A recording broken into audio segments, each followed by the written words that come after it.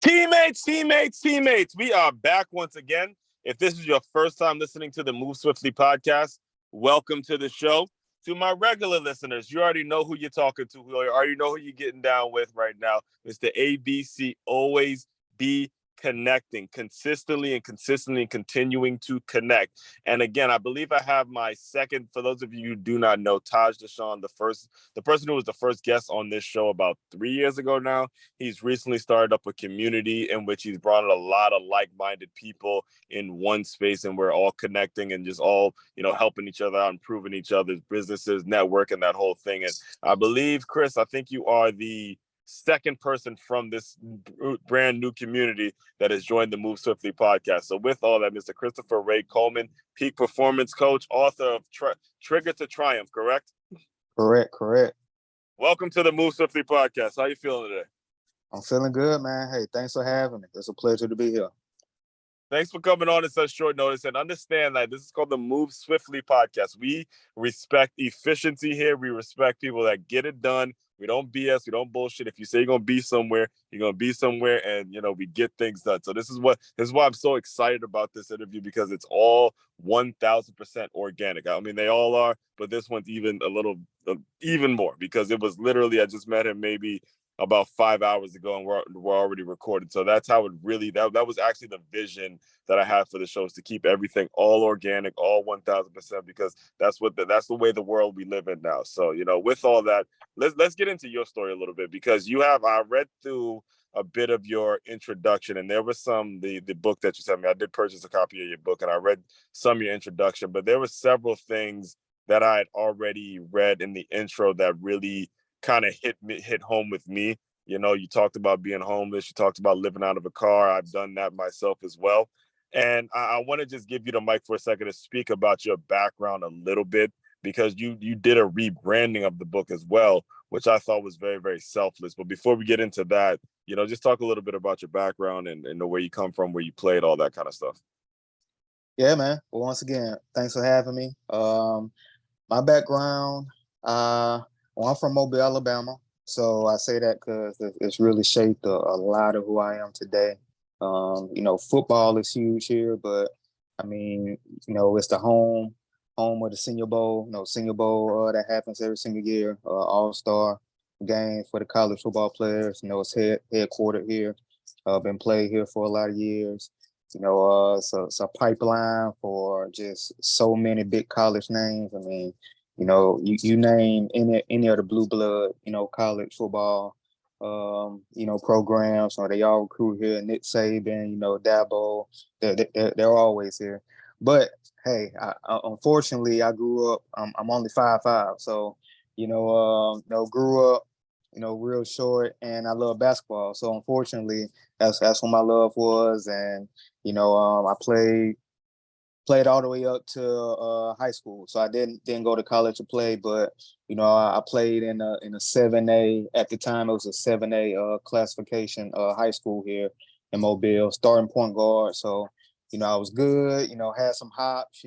Very tenacious. I'm strong, so very good. But of course, didn't go to the next level. But growing playing for a program like that, it was really like a college prep, kind of program. Like I said, 7A. A lot of players, a lot of NFL players came from the same high school. So I've been a part of a lot of championship programs coming up, from Park League to middle school and high school. I went to, but like I said, I'm short. Didn't go to the next level. I graduated. I had a full scholarship. It's a Catholic school that I went to, McGill Tulane here in Mobile. It's one of the largest Catholic schools in the state, and I had a full scholarship. So very smart. Just love basketball. Want to go to the next level. Attempted to walk on at Tuskegee University. Didn't make it, and then from there, that's when my life after sports transition started. And just to keep it brief, don't want to go too long, and I know we're gonna have some great conversation back and forth. But once my life after sports transition started from there, I worked a lot of 9-to-5 jobs. At one point, I was working over 80 hours a week. During the day, I was working at a grocery store, and at night, I was working at a gas station. And from there, I had a string of just pointless jobs I was working. And at 22, so I did that, for a couple years. But at 22, I started a sales job. And this is coming from a guy who was like antisocial growing up. Like I didn't talk at all. I had a speech impediment growing up. Got started in sales, and in 9 months, I passed 6 promotions. I went from sales rep to district manager. I'm from Mobile, but I moved to Florence, Alabama, where UNA, University of North Alabama is, and started up my own district headquarters there. Had never been a headquarters there before, and in about 18 months, we did right over 100K, and this is in an area where the median income is like 30K a year. So, and I recruited 150 reps on my sales team. We had a great culture, treated it like a sports team. I was the head coach, and this was in 2015 when after I ran that for about 18 months, I shut down, and I had all of the skills I needed, and I say that was like like a testing ground, a playground, and also kind of like this stage where I had all the universal skills I needed. And from there, I've just been, and I say I successfully made it through my transition with doing that, and then from there, I've just been grinding, building businesses, writing books ever since then. Man, I mean, there's so much that I want to unpack with a lot of the things you said. So, first and foremost, and this is the important thing for a lot of you athletes that are playing now. Just because you don't play in college does not make you a failure in life. It does not mean that all of a sudden you just need to fold in the towel, act like what you did on the field or on the court or wherever it was just goes in vain. There were so many things that he learned along his lesson when it comes to championship culture, which is also leads me to another lesson when it comes to the coaches. It's not about, playing to get a certain kid offers. You got to provide a great experience for that kid because, listen, let's just be honest. Everyone's not going to be the tangibles, the measurables. Everyone's not going to be a college-worthy player. So it's important that you provide an experience, especially at that level. So when it comes time for that transition, it's going to happen for every single one of your players. It's important that they have those lessons and those principles to fall back on. You hear what the man said? He took a team. He built a district, and it's North. You said UNAB? It was at UNA in Florence, Alabama. Yeah, that's Florence. That's why I had my sales organization. Right, and you said you built it like a team, like you were the head coach, and everyone else was run like a team, and you wouldn't have been able to learn that had it not been for what you learned on the court and the championship that you won in the culture. That is what I'm all about. That is what it's taking those principles, taking those things that you learned on the basketball court, the football field, wherever it is, but that team-like atmosphere and applying it to businesses. If we can get every business owner and every coach at that level thinking like that, our communities will change. Our communities will change for the better. We will not see so much poverty. We won't see so many, homes, so many people just going through it, absolutely going through it. If we would do that, So before I go too much on tangent, because I can go pretty long on that one. I want to get to something that I read in your book, because you rebranded it, and you said in the book, you said, hey, you felt like when you first put it out there, I believe it was called the 180 effect, that it was too much about you. It was too much about you, and it wasn't serving your readers or wasn't serving your audience as much as you want. But that, to me, that sounds like a very selfless thing for someone to say and selfless thing for somebody to do. So can you just talk about what went into that and how that actually came about? Well, where did you get that mindset to do that? Yeah, man. So the 180 effect, and the full title of it was the 180 effect, homeless to business owner. And it was, and then that's another thing. It was a long subtitle for like SEO purposes when people type it in and all that stuff. But it was just so much. I mean, I wrote the book at 25. I was turning 26 when I published it. It was like a year after I stepped down from being a district manager. And now, I'm running another company that I don't run anymore. And so I'm thinking of ways like to market myself, and like it was so much went into that book other than writing valuable work, writing something that's valuable for the reader. Hmm. And of course, there's nothing wrong with that. Like even today, you see Right. like even with like AI and Chat GBT, you got people writing books in 4 hours just to be like a pivotal pillar product in a business and all that, or like a loss Uh-huh. leader. Like I'm not against that at all. Like I'm a businessman, so I get it. But I Right. do consider myself a writer, and it was so much that went into that book that was it just wasn't based on just writing valuable writing. And Hmm. also, I don't think I was healed yet from even though I made it through my life after sports transition. I don't think I was fully healed yet to talk about, like, if you and I may still present it or kind of have it available, but in Right. in the book and Trigger to Triumph, I talk about my childhood. I talk about being born as a preemie, but and Yeah. the 180 when the 180 effect it started literally kind of like the day I became homeless and decided to go out on my own. Like I couldn't talk about my past and my childhood 'cause I wasn't healed yet. So and but of course now I do. I talk about it and Trigger to Triumph. 'Cause I want people to realize this full circle. I'm healed. I'm ready to add value, and I'm in a lot of ways Trigger to Triumph. It's the book I needed at 18. So it's really like a full circle moment. But yeah, I decided, hey, I needed to rebrand it. The 180 effect, it was more so for salespeople, entrepreneurs, people in the startup world. And right now, I'm fully servicing the student athlete development space, and that's Right. what Trigger to Triumph is. And the subtitle is a student athlete's playbook to win before, during, and after the game, and like that's all I'm focused on now. So uh, Right. and and we can talk about this later, of course, too. But going through the pandemic, like, just so many things happened where I just came to have clarity on so many things, and this is the niche I need to serve. Whether it's and then when it comes to peak performance, this is a specialty I need to Hmm. master and hone. And then just all came together. Like, you know what, I need to rebrand it, put it back out, and kind of in a sense start fresh from there. Yes, and you did mention this in the book and even in the call earlier that all of us are still student athletes, or you even refer to yourself still as a student athlete. And Mm-hmm. then, you know, that one actually really did hit home earlier because that does make a lot of sense, even though you're not actually playing. Myself, I'm training for a marathon. I believe you're doing Mm-hmm. powerlifting. We're all of us are constantly still student athletes. So we're never gonna actually drop being one.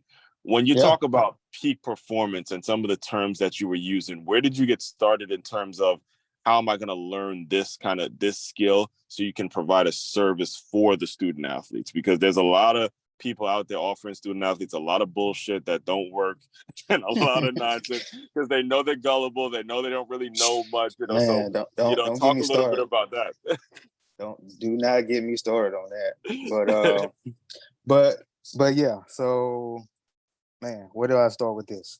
So first and foremost, I knew this was something good to do because I'm still a student athlete, but I know how student athletes today feel. Hmm. I know how it feels to be your whole identity to be wrapped into the sport you play, and and growing up, and to have the mindset where, okay, well, now what do I do? And to feel like you don't have any skills.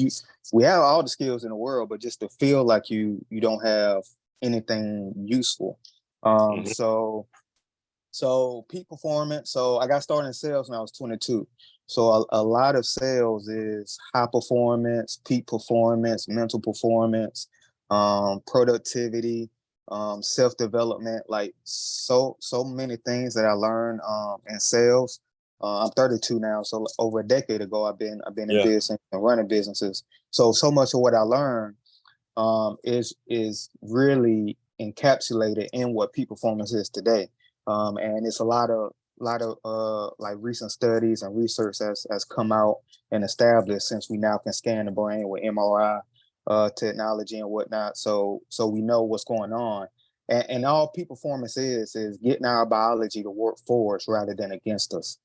So like we're designed as human beings to perform at an optimal state.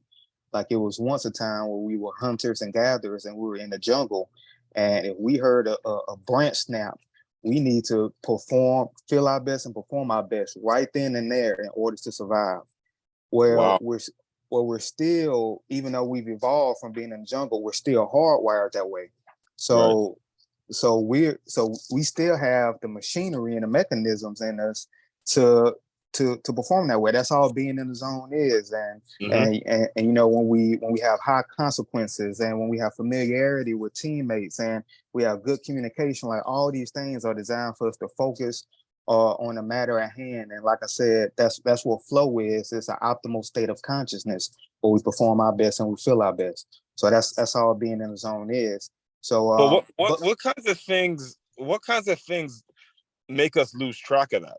You know what I'm saying? Because that point about someone being a hunter and then you hearing a bench break, okay, you got to be ready to go, ready to hunt and protect yourself in that moment. You're right. Us humans, we all have that. We all have that mechanism in us. But mm-hmm. for some reason, it kind of feels like we get distracted from it. So there's people who get flustered a lot quicker. There's people that, a problem comes up, a challenge comes up, and they don't know what to do. And it's weird because you're human. I get it, but there has to be something that we can prevent to keep people from losing that mentality or losing that, grit that if something pops up, I'm going to be ready regardless. Yep. So I'll say this. Now I don't want to get like too technical or like going to like a workshop masterclass, but Mm-hmm. you're right. That's naturally us. And in a lot of ways, we're conditioned out of it, even from like a kid to when they're like, grow up and like get into middle school and whatnot. It's a lot Yeah. of conditioning and programming that's how they naturally was, and it's in some senses beat out of them, and then of course you Right. get in school and it's like brainwashed. But okay, so I'll say this: it's two habits, and I talk about this in the book. It's the habit of inferiority and the habit of ferocity. So the habit of inferiority is having the disconnection of meaningful values and a disconnection from meaningful work. Wow. Now, so just keep that in mind real quick. Now, there are 5 big intrinsic motivators we all have. It's curiosity, passion, purpose, autonomy, and mastery. So curiosity, of course, we get curious about something, and then we get curious about a lot of things. And when those intersect, then we have a passion. When the passions intersect, and then we apply it to something bigger than ourselves, then we have a purpose. Now we have a purpose, but then we need the freedom to pursue it. Then we have autonomy. And then, so now we have the freedom, but then we need the skills to actually pursue it and achieve it. So that's where the mastery comes in. So these big 5 intrinsic motivators, aligned, cultivated, and stacked properly, are what, though, like I said, those are the 5 big intrinsic motivators. So when I say disconnection from meaningful values, that means we have a disconnection and we're lacking curiosity, passion, and purpose in life. When I say disconnection from work, that means we're being forced to do something, lack autonomy, that is boring or overwhelming and does not advance our core skills, which is lack of mastery. So disconnection from meaningful values and disconnection from meaningful work is the habit of inferiority. And it's some studies and research shows that these are 2 big major causes of anxiety and depression today. So, and to wrap all of this up, right, the habit of inferiority is us bucking the system of Yeah. how we're designed and how we're structured to perform, which is optimally at our highest level. I mean, it's such a valid point because it's all around us. It is absolutely all around us. There's so many that it's so easy to be inferior. It's so easy to be mediocre. It's so easy. That's like, I believe it's Urban Meyer who had the famous speech. It's so easy to be average. So easy Yeah. to be average. You're almost rewarded for being average. You're almost rewarded for, staying with this person that you don't want to be with, but you go and you build up this life that is for the show. And then nowadays with social media, I actually heard someone say this the other day, people are getting married just to post it on Instagram. Oh They're yeah, asking women man. to marry. A These girl will say YouTube yes these just to post YouTube a picture. channels. Yeah. So I mean, Yeah. in this world now, how do you tell a young kid now who is surrounded by it, how do you even start? Because they're so knee deep into, like, when you and I are coming up, we didn't have to deal with social media as much. I, like you, Mm-hmm. went to a predominantly white school. It was a Catholic. It was in the high school level, though. It was a predominantly white Catholic high school. And, Mm-hmm. the standard there was to work hard. I was the only Black kid in a lot of my classes. So there was a standard there where I'm used to being out of my comfort zone. But nowadays, I mean, I can only imagine trying to tell a kid, try to even break a kid down with this stuff. What do you even say as a first step? Yeah, the first step is, in a lot of ways, they're in it. Like when it comes to, like, that's why I love student athletes. Like Mm-hmm. when I was coaching and like a district manager and have sales reps, a lot of things that student athletes already know, I would have to like take time to train and develop Yes. and cultivate these mindsets with, like, young people coming into the sales industry at an entry level standpoint. Like a lot of times, like I can't even teach you how to present, negotiate, close, prospect, because you don't have the right mindset yet. But Yeah. with student athletes, they already have it in a lot of ways, because being on the team, having a goal, the discipline, the grit, the training, like so many things we already have. So it's Mm-hmm. so when you say where do they start or what's the first step, they're in it. They're in the first step. They're already there. They're already Yeah, there. they're already there. What's hard is to stay focused and to stay the course, and Right. to not let things intervene in the course that they're already on. And that's the hard part. And I mean, to be honest, sometimes it can come down to even parenting. Yeah. Like we have some student athletes where they get the great environment on the team, they get the great environment in the locker room, and then they have to go home to some dysfunction and some chaos. So a lot of times that's out of our control. So but to be honest, the simple answer is they're already in it. They're already on the first step. Mm-hmm. With some of the coaches, sports coaches, athletic directors, athletic administration, is to just help them focus.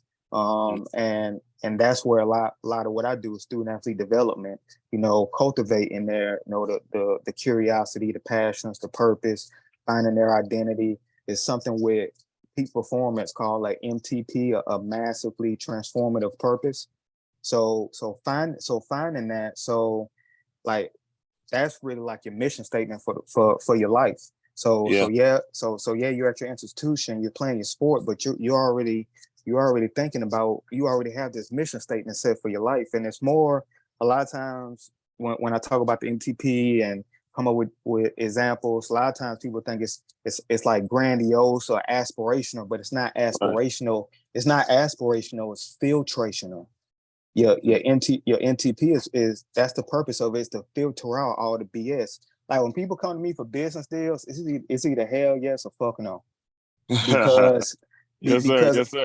because I'm so focused, like I have this mission statement for my life. I know exactly what I want to do. So when, like, it don't take me long. Like it filters out the things I don't need to Yeah. do. Like Yeah. that's one of my favorite business quotes. Steve Jobs said this, like what makes Apple great is not the things we do or the things we say yes to. It's the 999 things we say no to.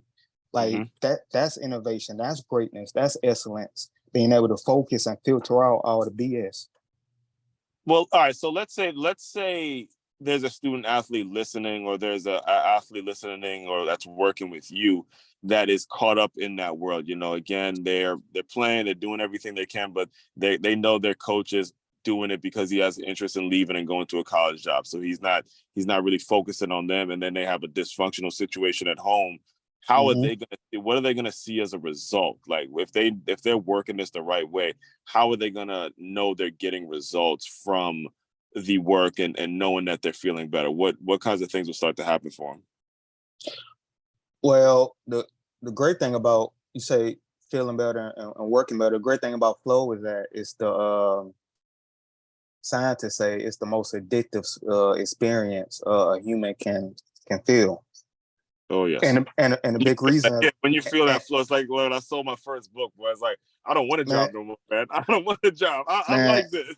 anything from selling a book to, Yeah. hitting a game winning shot. Hell, when I Right. sit down and write emails sometimes, and 5 minutes turn into 50 minutes, like, and Yeah. I'm in the flow. So a lot of times that's the beauty of flow. Like, flow begets flow, Mm-hmm. and it starts like this spiral effect where you just feel good, and it leads to one aspect of life and leads into another. So that's one reason to feel it, and mainly, not to get too deep, because in the brain and neurochemically, it's six neurochemicals, and this is and scientists say this is like the only time where these six neurochemicals are present in our brain at the same time. It's norepinephrine, dopamine, some endorphins, like the feel good chemicals. Yeah. So that's what flow is. Like, they notice, oh man, this is the only experience and the only time these six chemicals are there. And these Mm-hmm. chemicals, of course, like I said, help us feel good, flush out toxins. Even on the Mm-hmm. back of my book, I say triggering yourself is treating yourself, because Yeah. to get to flow, there are things called flow triggers. There are 22 of them, and so we don't have to guess anymore, and we can take the guesswork out of getting in the flow. There are literally 22 preconditions that Yeah. can initiate this state. So as long as we build these preconditions into our life, and Mm-hmm. build a high flow lifestyle, we Mm-hmm. can always experience this no matter what's going on. Like, Yeah. we're taking control and putting flow on demand, by implementing some of these peak performance strategies and flow strategies into our life. So Yeah. so what I Yeah. so I say to, you're good. I just wanted to put a bow on it. So I say to a Yeah. Go student ahead. athlete, like, sure, you may have these external things going on where, yeah, your coach is this, your family is this, but internally, like, that's a lot of times that's the only thing we control is internally. And with a lot of these strategies, when we learn the what behind, well, the how behind the what, and we Mm-hmm. take control of it, we can control how we feel, our emotions, our empathy, our focus, and all these things. So we almost become bulletproof, where it doesn't matter what's going on in the external world. We're in control about how we feel. We control our thoughts, and that way nothing can affect us, or at least we can dial it down to what actually penetrates and affects us. Yeah, the thing is, as you're talking, first of all, I'm so enjoying what you're saying, because it's so true, and you have to have actually lived it. You have to live it to really understand what you're saying. But when I was at Stony Brook, I was a walk on. I was, didn't play very much. I got in maybe 5 plays in 2 years. But one of the things I truly enjoyed, because I was not a Division I athlete, the fact that I was there and on game day and just putting my cleats on during game day made it all worth it. Okay. Little things like putting my cleats on. So again, Yeah.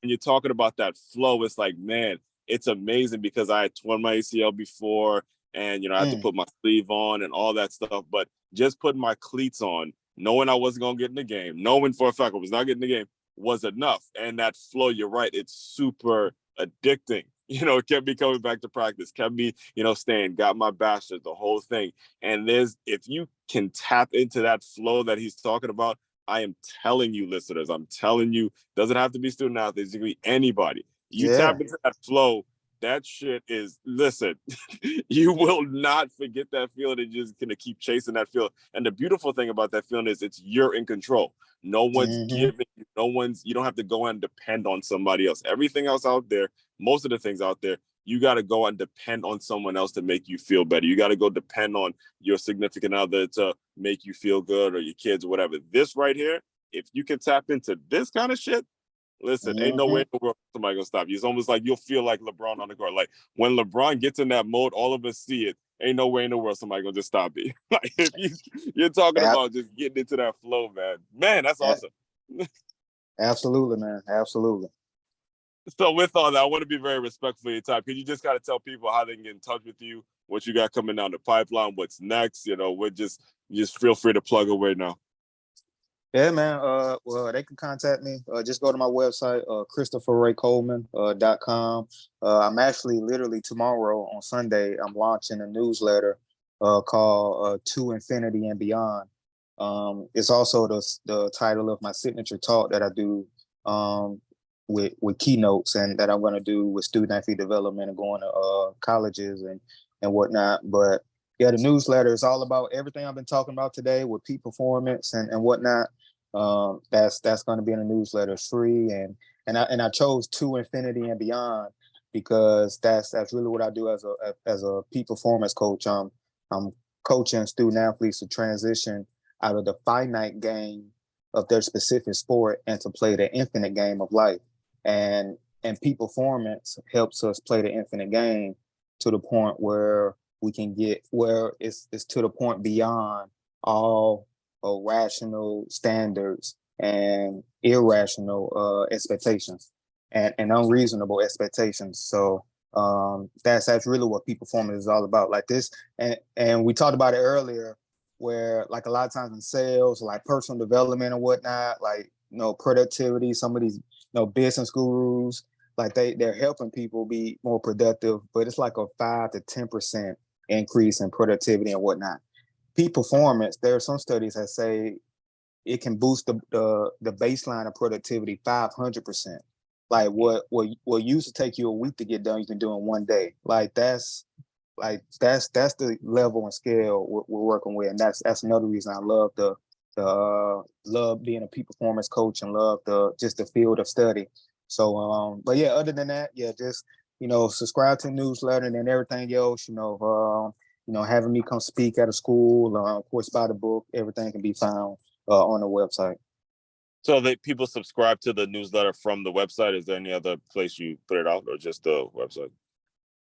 Well, yeah, and then on LinkedIn, of course, I'll post it on LinkedIn, but it'll come directly to their email. So it'll go directly to their inbox once they sign up. But and yeah, I'm everywhere. I mean, you type in. I mean, I've been in business, and I've ran and failed and shut down a bunch of businesses. So you type in, Christopher Ray Coleman, you'll find articles of me, old podcasts of me. So you'll find. I listened to a few of them actually before this. Yeah. So the morning joy, you had it the morning one, man. It was like, oh man, this man been around the block. Yeah, man. So, but LinkedIn, my favorite platform. I'm really on there. Everything else, since I'm rebranding, I'll start to do just like promotion and whatnot. But I'm really on LinkedIn. But my website, you sign to the newsletter. That's like the top of the funnel, and then everything else, I'll start you'll find out everything else once you tap into the newsletter.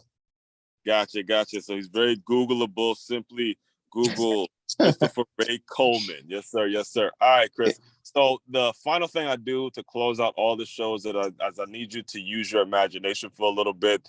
I want you to pretend that you got a young you coming in the Zoom room. He's just woke up from his car, sleeping out of his car, doing whatever he's doing. He's who you were back then, and then you're who you are now. Pretend he came in and just talk to him a little bit, give him some words of encouragement, and we'll officially close. Man, you're gonna make me get emotional here, man. God it's happened before. You won't be the first one on this show. Oh man. Okay. I would say exactly who you are is exactly who you need to be. And you are exactly where you need to be on your journey. So I know you're going through this transition, but you don't need to change anything. You've been performing at your best. You've been intellectual. I mean, you 18, graduating 18, you 20 something now. For 2 decades, you've been great. You don't have to transition from anything. But what you do need to do is transition from playing the finite game of that sport you love so much and pick up this new sport of the infinite game of life. You're going to play this for the rest of your life, and you can be great at it. And it's just a different game, a different venue, but it needs the same you. So don't try to change anything. You're not going through identity crisis. You're just changing uniforms. You're changing sports. and you can still dominate as you know you can. Yes, sir. Yes, sir. Yes, sir. All right. Fellow teammates, continue to move swiftly. We will talk more soon.